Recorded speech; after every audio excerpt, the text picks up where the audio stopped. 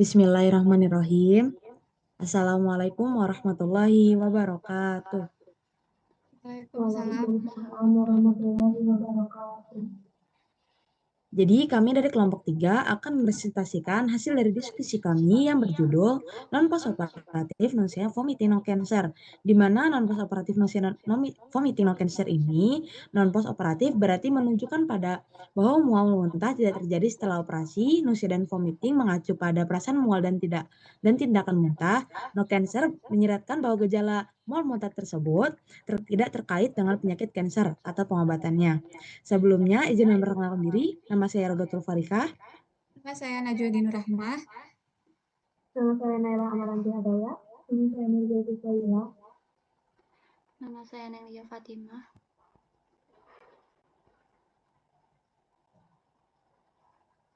Nama saya Rena Nurul Hamidah. Nama saya Muhammad Fitrah Pasya Permana. Nama saya Fadlan Fadila.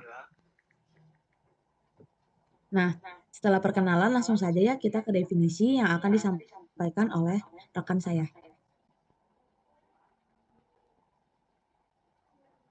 Nah, selanjutnya ke bagian definisi, yaitu non-post-operative nausea and vomiting atau NPONV merujuk pada mual dan muntah yang terjadi tanpa kaitan dengan prosedur atau bedah pengobatan kanker. Mual adalah sensasi tidak menyenangkan yang samar-samar mengarah ke tenggorokan atau perut dengan kecenderungan untuk muntah. Sedangkan muntah adalah pengeluaran isi lambung secara paksa melibatkan proses kompleks di bawah kendali sistem saraf pusat yang menyebabkan pengeluaran air liur, pucat, berkeringat, dan takikardia. Oke, selanjutnya ada prevalensi, di mana data dari prevalensi ini diambil dari Puskesmas Karangrejo, Kota Tarakan, dengan di mana diketahui bahwa wanita dewasa 2-4 kali lebih beresiko terjadi gejala mual dan muntah dibandingkan laki-laki, disebabkan oleh hormon, di mana perempuan sebanyak 399 atau 66,1%, sedangkan pada laki-laki sebanyak 205 atau 33,9%.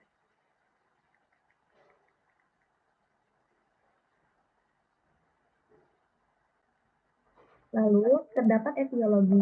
Etiologi dari mual dan muntah dapat digolongkan menjadi beberapa penyebab, yaitu yang pertama ada penyakit psikogenik berupa proses-proses sentral, misalnya tumor otak, kemudian juga ada proses sentral tak langsung, misalnya pada obat-obatan, kemudian juga pada kehamilan. Serta ada penyakit perifer atau misalnya itu peritonitis, di mana peritonitis adalah peradangan pada peritoneum, yaitu lapisan tipis jaringan yang melapisi dinding dalam perut atau melingkupi sebagian besar organ di dalam rongga perut.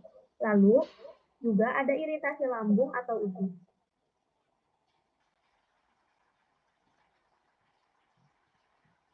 Kemudian kita masuk ke patofisiologi. Nah, yang pertama itu pada sistem saraf pusat ini terdapat 3 struktur yang dianggap sebagai pusat koordinasi refleks muntah. Nah, yaitu ada chemoreceptor trigger zone, kemudian pusat muntah, dan nucleus tractus solitarius. Nah, ketiga struktur ini terletak pada daerah batang otak. Jadi, ketiga struktur ini bekerja untuk merespon rangsangan yang menyebabkan mual muntah.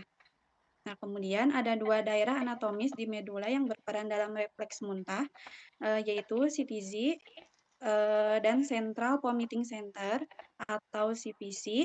Nah, CTZ ini terletak di area postrema pada dasar ujung kaudal vertikal 4 di luar sawar darah otak.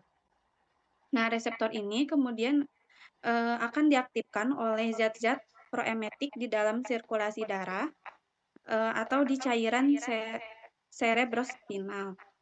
Nah, kemudian sinyal tersebut itu akan ditangkap oleh sinyal eferen dari CTZ, kemudian dikirimkan ke CVC, dan selanjutnya melalui nervus vagus. Nervus vagus itu sistem saraf sebagai jalur eferen. Nah, terjadilah serangkaian reaksi simpatis, parasimpatis yang diakhiri dengan refleks muntah. Kemudian, adapun si CVC terletak di dekat nukleus tractus solitarius, dan di sekitar posmasia. Reticulus medula terdapat di bawah CTZ. Nah, kemudian ada chemoreseptor trigger zone atau CTZ ini mengandung reseptor-reseptor untuk bermacam-macam senyawa neuroaktif yang dapat menyebabkan refleks muntah. Nah, impul tersebut ini diintegrasikan dan dihantarkan ke jalur motorik dan otonom untuk mencetuskan rasa mual. Kemudian ada retching. Retching itu rasa ingin muntah, tapi muntahnya itu tidak keluar, ataupun muntah itu sendiri. Nah, kemudian ini adalah ada alur terjadinya muntah. Nah, proses terjadinya muntah ini sendiri dipicu oleh beberapa faktor. Nah, di antaranya itu ada melihat atau mencium bau yang tidak enak, kemudian kembung atau iritasi pada saluran pencernaan, kemudian ada psikogenik. Psikogenik itu gangguan atau penyakit yang disebabkan oleh faktor psikis atau mental. Kemudian ada efek samping obat. Selanjutnya ada peningkatan tekanan di otak, dan rangsangan sistem keseimbangan atau yang disebut mogok perjalanan. Nah, pertama-tama itu stimulus masuk ke pusat muntah. Jadi rangsangan dari otak dan saraf tepi ini menuju pusat muntah di batang otak. Kemudian akan memicu peningkatan air liur, keringat, dan denyut nadi. Nah, setelah itu langit-langit mulut itu menutup jalur udara karena agar menghindari yang isi lambung itu masuk ke saluran pencernaan. Kemudian terjadinya tarikan napas meningkat dan diafragma berkontraksi, otot-otot kerongkongan dan lambung bagian atas juga berelaksasi. Kemudian otot-otot perut dipaksa berkontraksi juga, sehingga terjadinya dorongan ke atas. Nah, setelah itu terjadilah peningkatan dorongan isi lambung keluar dari lewat mulut atau biasa yang kita sebut sebagai muntah.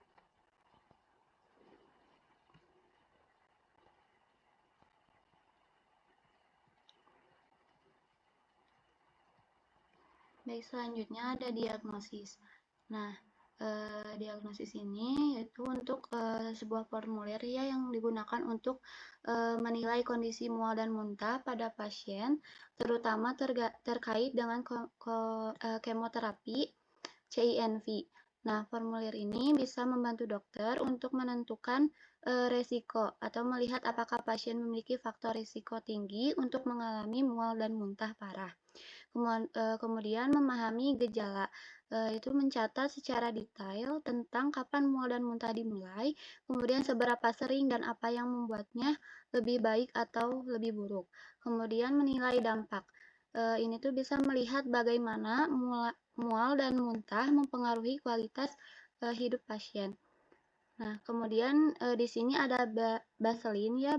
Baselin ini bagian bertujuan untuk mengidentifikasi faktor-faktor yang dapat meningkatkan risiko mual dan muntah pada pasien seperti usia, jenis kelamin, dan riwayat CINV sebelumnya. Kemudian ada histori. Nah, bagian ini menanyakan secara rinci tentang gejala mual dan muntah yang dialami pasien termasuk frekuensi, intensitas, dan faktor-faktor yang memperburuk atau meredakan gejala. Kemudian ada aggravating and relieving factors. Bagian ini mencoba mencari tahu apa yang membuat mual dan muntah menjadi lebih buruk. Misalnya melihat makanan tertentu dan apa yang membuatnya itu lebih baik, misalnya obat-obatan. Kemudian ada mood NBV, yaitu bagian ini menilai bagaimana mual dan muntah mempengaruhi suasana hati dan kualitas hidup pasien secara keseluruhan. Nah, dengan menggunakan formulir ini tuh bisa membuat diagnosis yang akurat, yaitu mengetahui penyebab pasti mual atau muntah, kemudian merancang rencana pengobatan yang tepat, dan memilih obat-obatan dan terapi yang paling efektif untuk mengatasi gejala. Kemudian memantau perkembangan pasien, melihat apakah pengobatan yang diberikan berhasil mengurangi gejala dan meningkatkan kualitas hidup pasien. Adapun istilah dari N dan V yaitu singkatan dari nausea and vomiting yaitu mual dan muntah. Ada juga CINV yaitu singkatan dari chemotherapy induced nausea and vomiting atau mual dan muntah yang disebabkan oleh kemoterapi. Dan ada QOL yaitu singkatan dari quality of life atau kualitas hidup.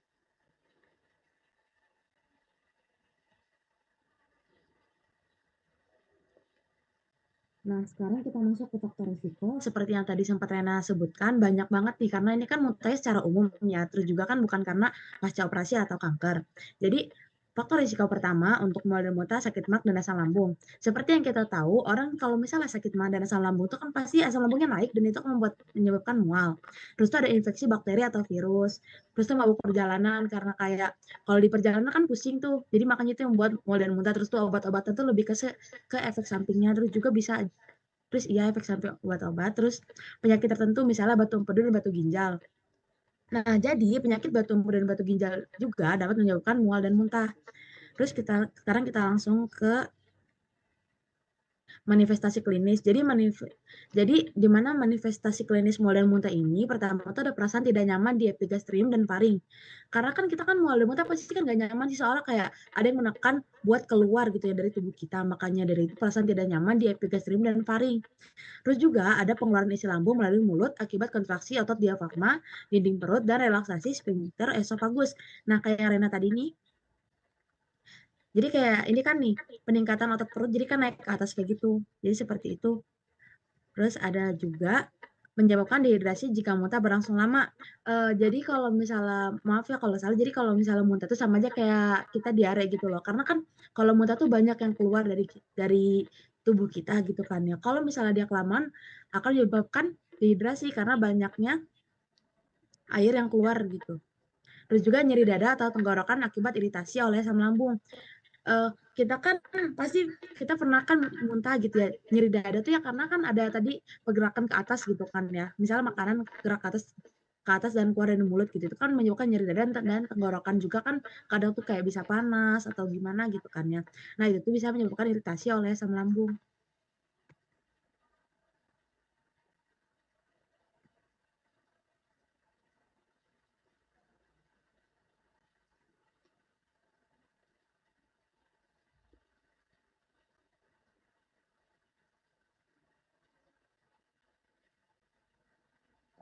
Lalu selanjutnya ke terapi farmakologi. Yang pertama itu antikolinergi. Dengan obat dan dosis skopolamin transdermal patch 1,5 mg digunakan 4 jam sebelum motion sickness dan diulangi setiap 72 jam apabila dibutuhkan. Dengan efek sampingnya yaitu umum mulut kering, mengantuk, penglihatan kabur jarang, disorientasi, pusing, dan halusinasi. Mekanisme kerjanya dengan memblok reseptor muskarinik di sistem vestibular sehingga menghambat sinyal menuju CNS.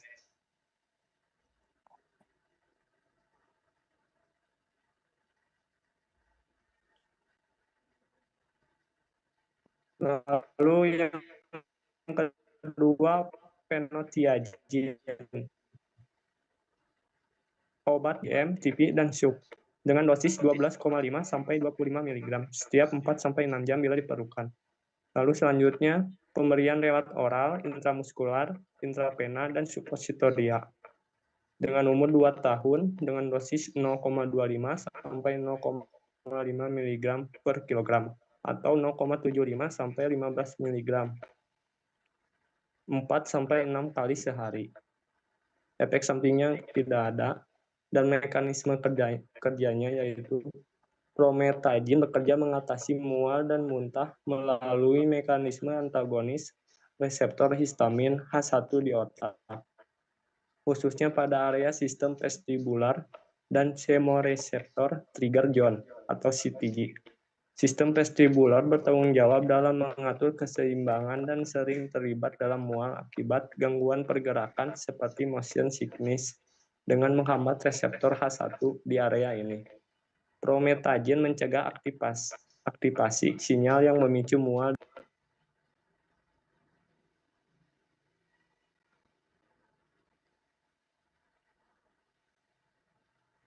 Nah, selanjutnya yaitu yang ketiga ada golongan antihistamin. Nah, contoh obatnya itu ada dimenhidrinat. Untuk dosis oral dipakai 50 sampai 100 mg setiap 4 sampai 6 jam bila diperlukan.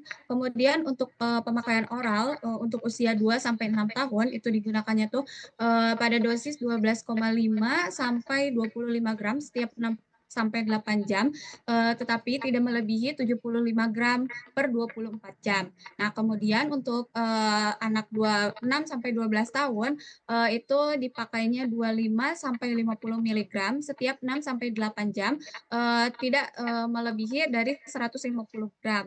Nah, kemudian untuk mekanisme kerjanya yaitu memblok reseptor H1 dan reseptor muskarinik kolinergik pada sistem vestibular. Nah, kemudian yang keempat ada golongan benzamin. Nah, contoh obatnya itu ada domperidon. Nah, untuk dosis pemakaian oralnya itu 10 sampai 20 mg setiap 4 sampai 8 jam sesuai kebutuhan. Nah, kalau untuk suspensi 30 suppositoria itu tuh 30 sampai 60 mg setiap 4 sampai 8 jam sesuai kebutuhan. Nah, kemudian untuk oral itu 0,2 sampai 0,4 mg per kilogram setiap 4 sampai 8 jam bila diperlukan. Untuk CINP propilaksis. Nah, kemudian efek sampingnya itu ada umum sedasi, diare, agitasi, depresi CNS, kurang umum kayak EPS, terus hipotensi, perpanjangan QT dan QT interval. Nah, kemudian mekanisme dari si domperidon ini yaitu domperidon bekerja mengatasi mual dan muntah dengan menghambat reseptor dopamin D2 di area chemoreceptor trigger zone atau sering disebut juga sebagai CTZ dan saluran pencernaan. Nah, kemudian golongan yang kelima yaitu ada serotonin agonis. Contoh obatnya itu ada metoclopramid yang dipakainya itu 10 sampai 20 mg oral per TV per IM 10 menit sebagai anestesi propilaksis. Terus untuk dosis CINF itu digunakan 1 sampai 2 mg per kilogram per kilogram oral atau IV setiap 2 sampai 4 jam. Nah, kemudian mekanisme kerjanya itu ada metoclopramid ini mengatasi mual dan muntah melalui mekanisme utama sebagai antagonis reseptor dopamin D2 di chemoreceptor trigger zone atau CTZ dan di medula oblongata.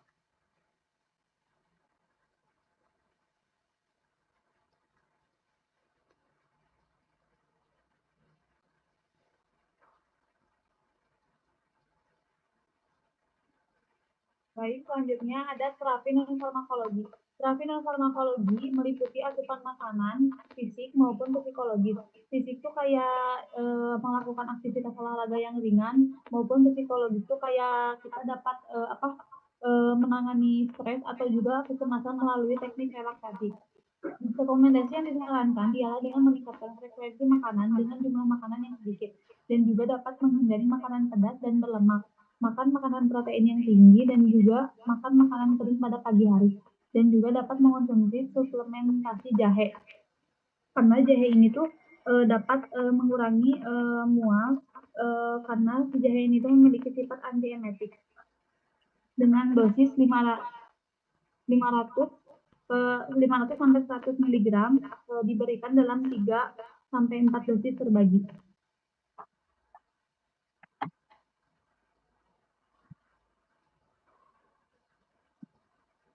Lalu yang selanjutnya ada outcome terapi.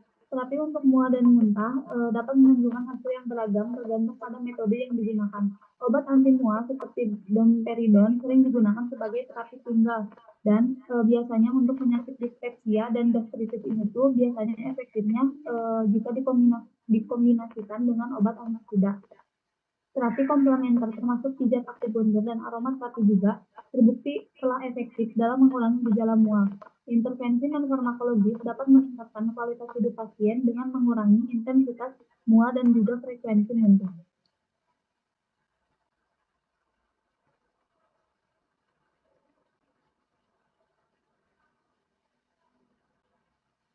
Baik, selanjutnya kita masuk ke algoritma. Mual muntah, algoritma mual dan muntah. Di sini yang pertama itu ada terapi lini 1, non farmakologi, suplemen asam folat, kapsul jahe 250 mg 4 kali sehari. Dan di sini tuh terapi lini 1 tuh yang tadi sudah dijelaskan sebelumnya. Jadi kita bisa memakai suplemen asam folat sama kapsul jahe 250 mg. Dan di sini juga bisa dengan akupresur pada P6. Jadi akupresur pada P6 itu jadi kita tuh menekan teknik menekan titik refleksi pada tangan perikardium 6 untuk mengurangi rasa mual dan muntah. Jadi serta meningkatkan kesehatan pada saluran pencernaan. Jadi akupresur ini tuh merupakan teknik terapi yang dilakukan pada pergelangan tangan. Nah, untuk selanjutnya itu gejala berikutnya itu bisa terapi farmakologi yaitu dengan vitamin B6 10-25 mg per oral atau kombinasi dengan doxilamin 12,5 mg oral 3-4 kali sehari. Sesuaikan dosis tergantung keparahan simptom pasien. Atau kombinasi produk vitamin B6 10 mg dan doxilamin 10 mg 2 tablet per oral saat malam hingga 4 tablet per hari. Jadi 1 tablet pagi, 1 tablet siang, dan 2 tablet malam. Untuk selanjutnya, bisa juga dengan kombinasi produk vitamin B6 20 mg dan doxilamin 20 mg. Jadi 1 tablet saat malam hingga 2 tablet per hari. Jadi 1 tablet pagi sama 1 tablet malam. Terus untuk gejala berikutnya itu ada terapi tambahan. Di sini tuh kita bisa memakai dimenhidrinat 25-50 mg setiap 4-6 jam per oral. PRN. Jadi di sini tuh jika perlu tidak melebihi 200 mg per hari, terutama pada pasien yang mengkonsumsi doxilamin atau difenhidramin 25-50 mg per oral setiap 4-6 jam. Jadi di sini tuh kan tadi sebelumnya udah dijelaskan ya pada tabel sebelumnya ada beberapa mekanismenya juga untuk penggunaan obat-obat ini.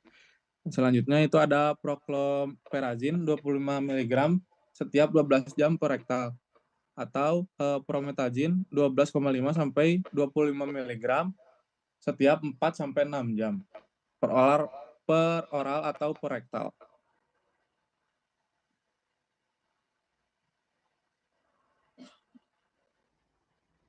Untuk selanjutnya di sini jika terjadi dehidrasi, terapi di sini tuh kita melakukan terapi cairan pengganti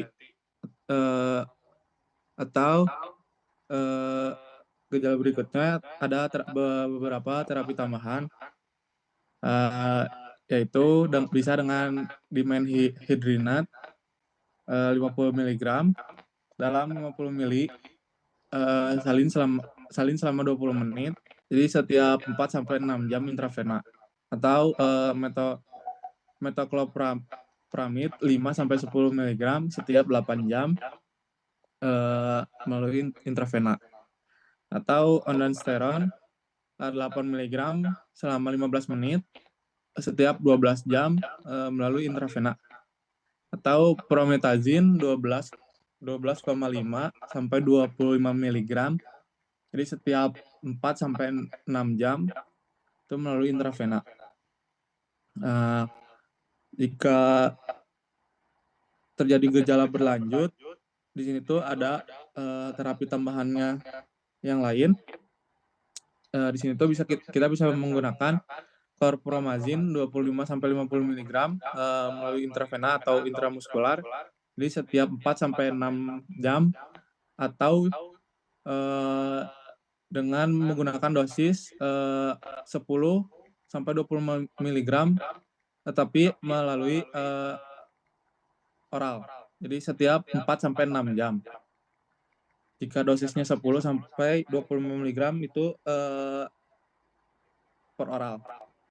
Atau kita bisa menggunakan methylprednisolone 16 mg setiap 8 jam per oral atau intravena selama 3 hari.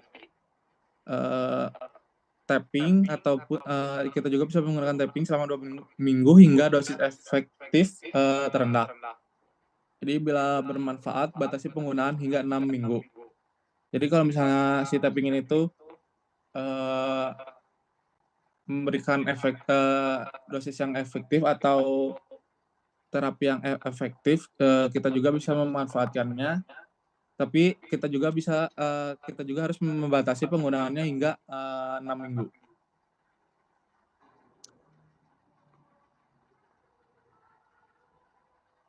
Terus jika tidak terjadi dan gejala berlanjut, di sini juga ada terapi tambahan. Jadi di sini tuh kita bisa menggunakan metoclopiramid 5-10 mg setiap 6-8 jam. Di obat ini tuh kita bisa dengan per oral atau intramuskular atau juga di sini kita bisa menggunakan ondansetron dan sebelumnya juga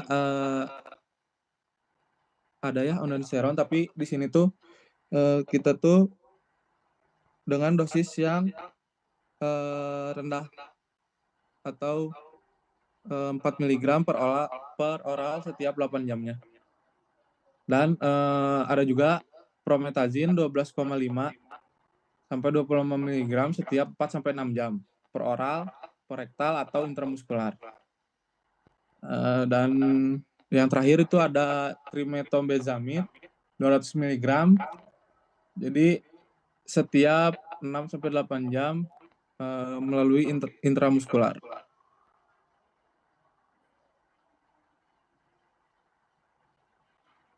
Nah, jadi ini daftar pustaka yang kita ambil atau yang kita pakai. Nah, dari penjelasan kita tadi, adakah teman-teman ingin bertanya atau gimana? Boleh di kolom komentar. Jadi saya tutup presentasi kali ini. Terima kasih, mohon maaf bila ada kesalahan. Kami akhiri, wassalamualaikum warahmatullahi wabarakatuh. Waalaikumsalam warahmatullahi wabarakatuh.